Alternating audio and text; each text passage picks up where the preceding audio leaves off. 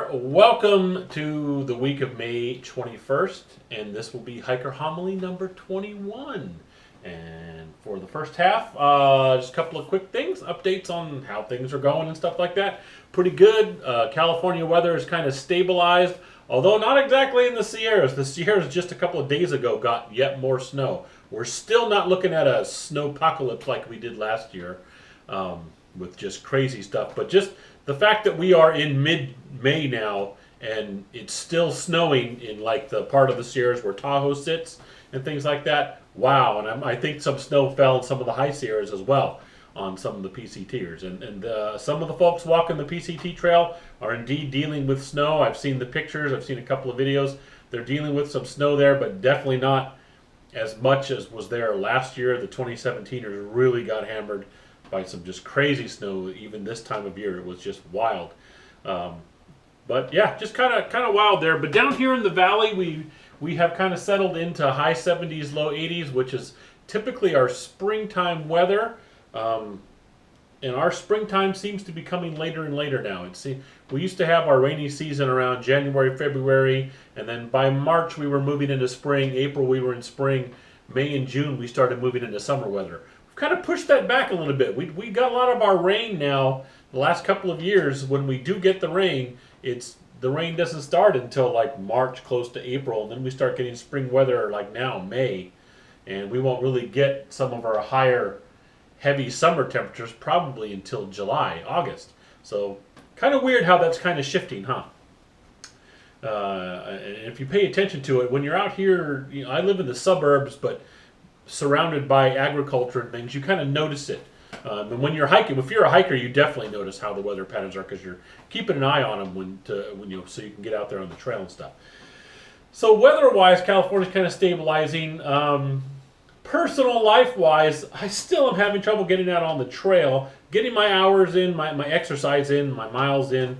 Because I have a treadmill here at home. I'm able to get out and do some walking and things like that. But actually getting out to the trail, kind of hard to do when we have 3 drivers and 2 vehicles. And my daughter, awesome, like I said before, she's home. But she also now has a summer job, which we're like totally on board for. That's awesome. So happy she found herself a summer job, but that just means she's going to need the car more, right? And yeah, and then my wife needs our other vehicle, the truck, to go to work, and so that leaves me with 0. But we'll see. My wife being a teacher, she'll be off for part of the summer. Then she's going to be teaching summer school, and also it looks like she may be coaching cross country. But that's going to be a little closer to the house, and so she's talking about getting dropped off because the summer school hours are different from regular school hours. Or maybe even taking her bike and things like that. So yeah, we'll see what happens. Still a lot of cool stuff planned for the summer, and that's one of the things I want to talk about here in the first half of Hiker Homily. Number 21 is I got out last couple of days, been picking up more supplies, and I don't mean just food supplies, and I picked up some of those. I've on sale here and there. I've been finding some good dehydrated meals and a few other types of meals I've been locating in stores, and I'm going to talk about that in a separate video. When I start talking about the Lost Coast Trail thing, I'm going to talk about what I'm going to be carrying with me, including my food and things, and so I'll talk about some of the stuff I'm going to experiment with food-wise for that. But I did 2 items that I've been looking for to add to my gear. I have finally done it. My sleep system is now complete. I've had a really good sleeping bag for a little over a year now, and it works pretty well when I've been camping with it. And on one backpack trip, it's worked fine, keeps me nice and warm, even on a cold night, and does quite well. So I've got that. I've got my AirPad, and I'm going to be talking about all those things. I'll be doing gear reviews on those things eventually, so I'll name them then and stuff like that. But you can call me Wimp if you want. One of the things I did want to get and finally picked up was a decent pillow. And I know there's a lot of thru hikers out there that are shaking their head. Yes, they carry that too. So I got a small inflatable air pillow, you can see there. And a lot better than the small little stuffed one I was carrying. This one actually inflates. It's pretty cool. I will also be doing a gear review. I'll probably do a gear review like on my sleep system altogether. But I'll eventually be doing that. But a big thing for me, if I'm going to be backpacking, especially now that I'm in my 50s, back when I was a kid, I'd throw myself on a boulder and fall asleep. Doesn't matter. Now, no, I need to be comfortable, and especially because I have to watch out for old back injuries and things like that, I need to have a decent sleep system that helps support me, because if I sleep the wrong way on my back or something like that and wake up in the morning with it all tore up, I'm not going to enjoy backpacking, and I may end up being in a problem. I may be stuck out in the middle of nowhere and not be able to walk. So I take care of that, and so picked up a pillow. The other big thing I picked up is the Frogg Toggs rain jacket. It's nice and light, really good material. I was able to pick it up at a great price, and I'm pretty happy about that, because for going to the coast here this summer, I wanted to have that, because the rain gear I had before was old. It was still fairly light. If I remember, it was a Columbia rain jacket, and it was light and it worked fine for its day. But I mean, it's like 6 or 7 years old now, and it's just seen its wear and tear, and it was time to replace it. So I replaced it with the Frogg Toggs. Heard a lot of good things about them, and we're going to find out if those things are true. My wife, of all people, she when we bought it, was giggling because she came up with a great idea to do a review on it, and I'm going to do it because it sounds like it's a lot of fun. And so you'll see that when I do a gear review on my rain jacket. And so yeah, I picked up those things. I also picked up some more socks and things like that are for hiking and things. So yeah, picking up some gear, getting ready for the stuff that's coming up this summer. Things like a backpack trip to Bear Lake. I know there's a lot of Bear Lakes out there. There is a small Bear Lake up here near our area, kind of in between Yosemite and Calaveras Forest up there in the Sierras. Just kind of nestled between the Sierra foot, not quite the full Sierras, but not quite the foothills, kind of right in that in-between zone. There's a Bear Lake there, and I'll be backpacking up there with the Boy Scout troop, including a couple of folks that have never been backpacking before, so that should be interesting. Should be a fun trip, though. I'm doing the Lost Coast Trail, and after speaking to my wife, more than likely it looks like I am going to be doing, if not a full, at least a partial through hike of the Tahoe Rim Trail at the end of the summer. Pushing toward the end of July, early August is when I'm going to shoot for that, and I'm going to give myself 14 to 16 days to do it. And I know a lot of people do it in a lot shorter than that. I am not, at least at the moment, a 20-mile-a-day hiker. I'm just not. I'm going to push for 10 miles a day, and since the trail is 160-something miles, that's 16 days. Now, if I get out there and I'm able to pull a couple of 20s, because I know there's a 20 or so in me. I've done a 20-mile hike in a day, and was okay. I survived it and all that kind of good stuff. So if I can pull a 20 here and there, that would take, a day or two off of the thing. But I'm just that type of person. I'm not in a rush when I'm hiking, and especially if I'm doing elevation changes, especially going up. I take my time. I really do. I was that way even when I was a younger man in my 20s. I still was never in a rush when I was going uphill. I would kind of plod my way up that hill and then move on from there. So that's kind of what's going on. I got some gear, got some big plans for the summer, and we're going to do something a little different with this hiker homily coming up with our subject of the week. Here we go. Okay, so for this week's hiker topic, the actual topic technically is y'all.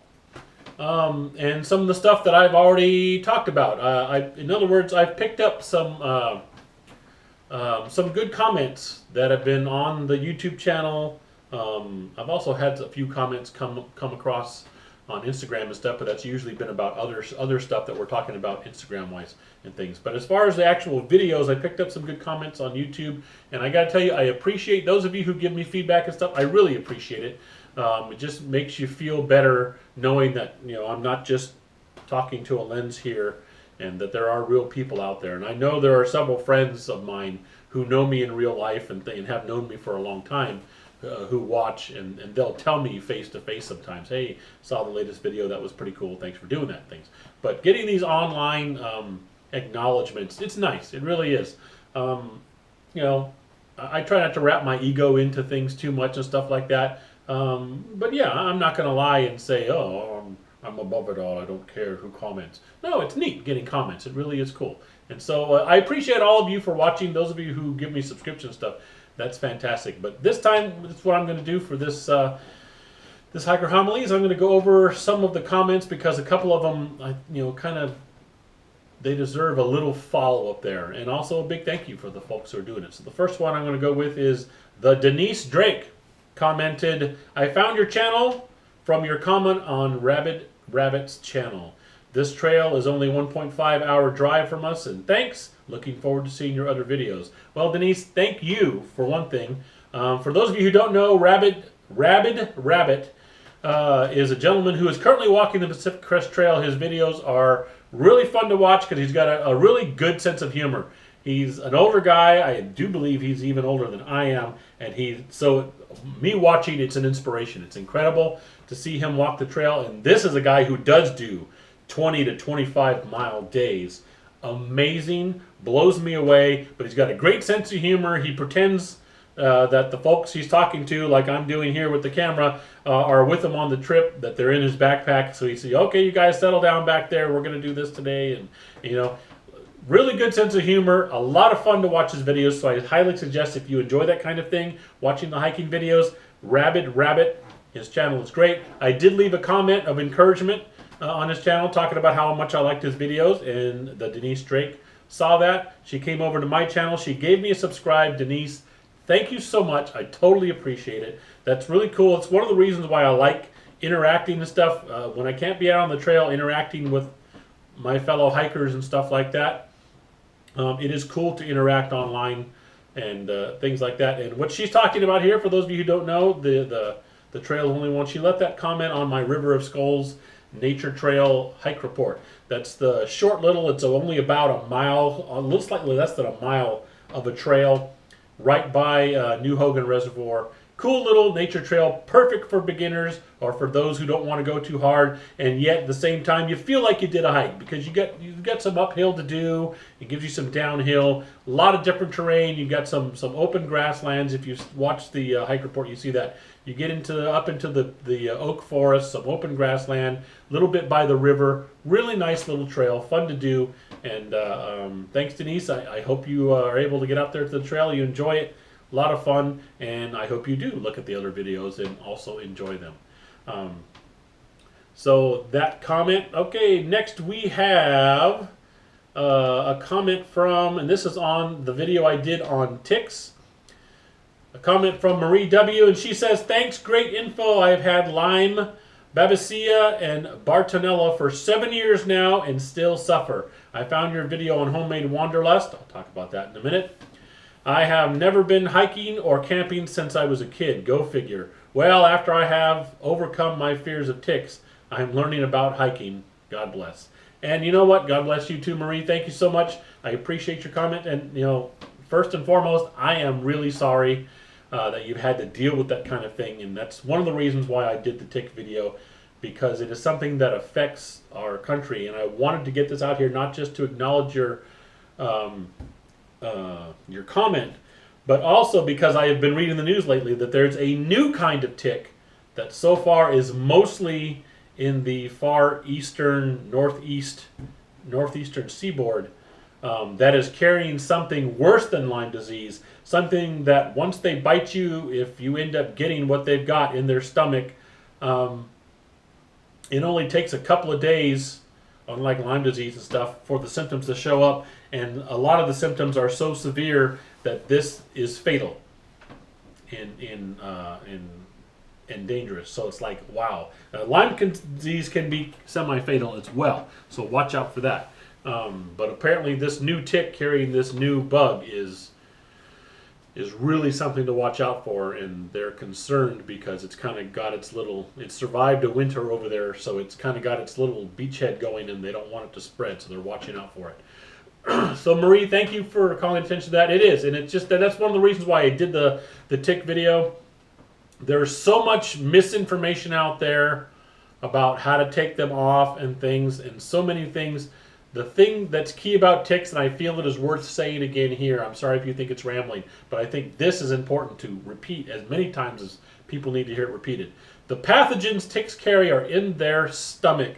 And so the key is to get those things off of you as fast as you can. A lot of people don't like using tweezers because they're nervous about it, and oh, the head might get left. You don't have to worry about the head being left. The pathogens are not in the head. The pathogens are in the stomach. Get that tick off of you as fast as you can. If the head is left, your body can absorb that. It's going to be okay, or you can work again to get the head off. But once you separate the body from you and the stomach isn't there, that takes you hopefully out of danger of contracting the diseases and pathogens they carry, because they carry them in their stomach. And so upsetting the tick by covering it with things like peppermint or Vaseline, or threatening it with heat and all that kind of stuff, or squeezing it when it's engorged and stuff like that, that's going to make it spit up from its stomach into your bloodstream. You don't want that. So tweezers, the best way to get a tick off and get it off quickly so that it cannot empty its stomach contents back into your bloodstream. That's the key. So Marie, thank you so much for sharing that with us. I hope you eventually, after learning some things about hiking, and you do get over your fear of ticks, just learn. The real thing with ticks is learn what to look for. I was just on a hike, I mentioned it last Hiker Homily, with Boy Scout troop, and found ticks hanging out on the little ends of the blade of grass by the trail. I was able to show them what they look like, what to look for, and they freaked out a little bit. They're like, oh, I'm not getting anywhere near any grass anymore, period. And which is kind of safe. You got a whole group of Boy Scouts. You don't want them to go out there into the brush and stuff like that anyway. So they stayed nice and direct on the trail in a nice line. And once I taught them what to look for, they started spotting them themselves, and they would point them out. There's one over there. And that's good. Not because I wanted to scare them or anything, and most of them still had a good hike. They weren't scared. But because now they know what to look for, and knowing what to look for helps you from having to deal with that. So there you go right there. That's what you need to look for, Marie, is learn how to spot them, and that helps take some of the danger out right there. So thank you so much for that comment. Another comment we got, this one was about my last one on funding a hike, Adventures in the Heartland. And that's another channel I subscribe to, and I gave him a shout out a little while ago. Great channel, a lot of fun videos going up on their channel. He left me a comment saying, and this is in regards to when I was talking about how to fund your hike and things like that, that a lot of people are kind of rankled by the fact that some people just kind of put their hand out there. They actually go online and e-beg, what we call e-begging, and just basically say, hey, I've got a GoFundMe page, put money on it so I can go hiking. I kind of feel ooky about that, and I said that in the last thing. So, Adventures in the Heartland says, I totally agree. If you can't afford it, then don't try and do it. Go on short day hikes instead. I work 12-hour days, 6 days a week. I still can't afford to get the stuff I need for a hike for 1 to 2 nights, but I do the best I can. Wonder if there would be any interest in an online hiker box. So 2 things about that. First of all, number 1, so several things about it actually. Number 1, Adventures in the Heartland, thank you for your comment. Appreciate it. I totally do. And I was no stranger before I retired. I was no stranger to 12-hour shifts. That's what I worked. We worked 12-hour shifts in the job I had.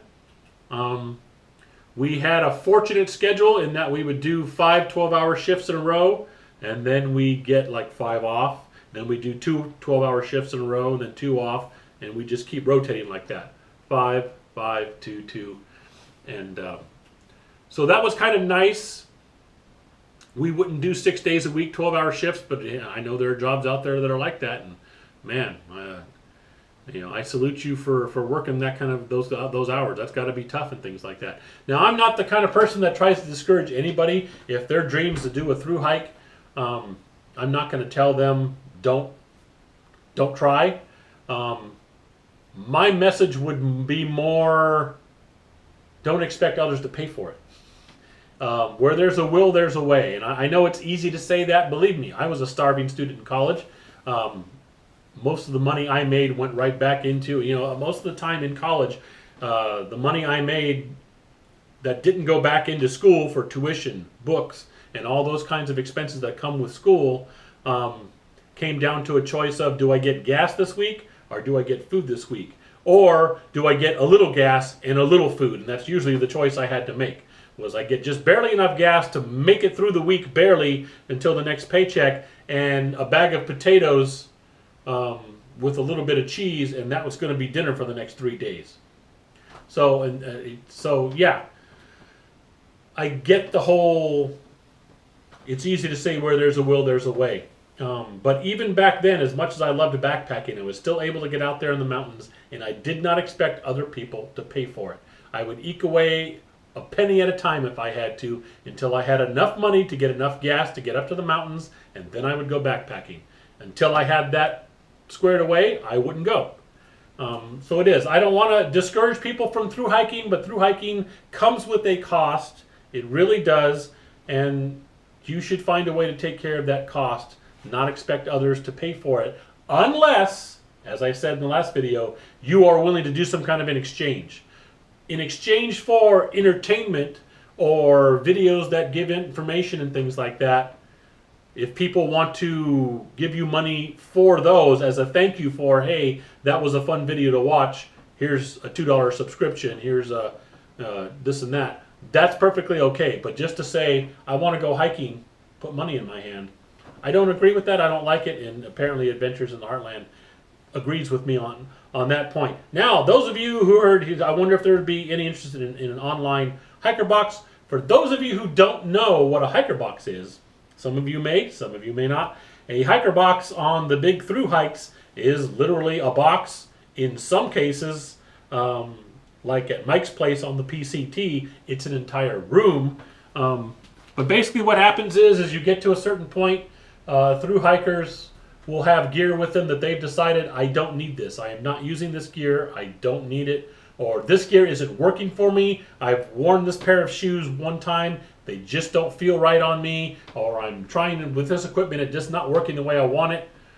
They're in the middle of their through hike. They're not going to get off trail. And some of them will send stuff like that home because it may be something that they'll use again later. But if it's just something they just know that they're never going to use, I wanted to try this, I don't like it, I'm never going to use it again, then there are hiker boxes out there at these different stops along the PCT. You just take that gear and you drop it in there. Hiker boxes are full of everything from food that was discarded, you know, the non-perishable stuff, freeze-dried food and things like that, to hiking boots, umbrellas, you name it, it can be in a hiker box. Just somebody decided they just didn't want it anymore. It wasn't the kind of gear they wanted to carry. It's too heavy. It's whatever.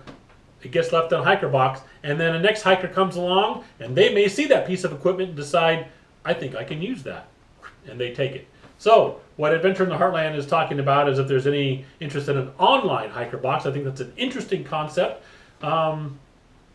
The only problem with that is it would be hard to organize. There's a lot of organization that would be required to keep track of that. But I think if you set up a group like on Facebook or one of those types of social networks where people can just list, hey, I have this, I don't want it anymore. Does anybody want this thing? For the most part, though, online, most people are trying to sell their things. They're going to sell it on eBay. They're going to sell it on Facebook and things like that. Most people aren't just going to give things away. On a trail, it's a little different. That's why the hiker boxes work. Because, pardon me, on a trail, it's a little, just like I have this, I'm in this little town. I'm never going to use this piece of equipment, but I don't have time to sell it. Nobody's going to buy it in this town. I'm dumping it because I just need to lighten my pack. Online, a little different. You have time, you have it at home. Well, I got this thing at home anyway. I wonder if somebody wants to buy it. They're not just going to give it away, and that would be, I think, part of the things that would slow down on online hiker box. But still an interesting concept. Adventures in the Heartland, thanks for suggesting it. Also on the topic of funding hikes, once again, the Denise Drake left a comment, and this was about a comment that I put in that thing. It's not actually about funding the actual hikes. I was talking about, I am going to do, and I do have plans to do a video eventually talking about how there are certain things I don't think you should cut corners on as far as cost. There are certain things in hiking that cost a decent amount of money, and that's just how it is.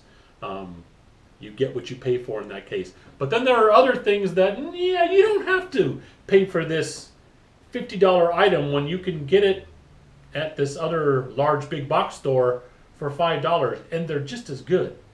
there's ways to cut corners there. So I'm going to do a video about doing that. And the Denise Drake says lots of hikers seem to talk about how to buy cheap gear, and they do. I've seen that out there before, which is good, and I agree that is a good thing to talk about because it's good information to have out there.